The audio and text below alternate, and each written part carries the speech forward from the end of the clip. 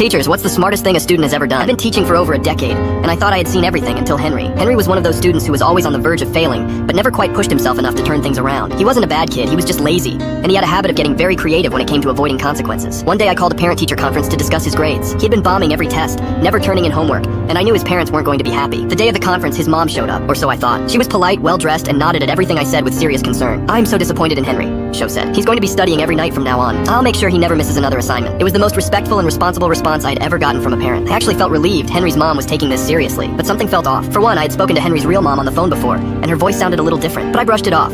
Maybe she just sounded different in person. At the end of the conference, Mom shook my hand, promised me she would make sure he changes. I felt good about the meeting. Henry was finally going to turn things around, until the next morning. The school secretary called me into the office saying Henry's real mom was on the phone. I picked up, expecting her to thank me for the meeting yesterday. Instead I heard, "What meeting?" My stomach dropped. I explained that we had met yesterday, and Henry's mom immediately lost it. I didn't go to any meeting. Who was there? That's when everything clicked. Henry had hired someone to pretend to be his teachers. What's the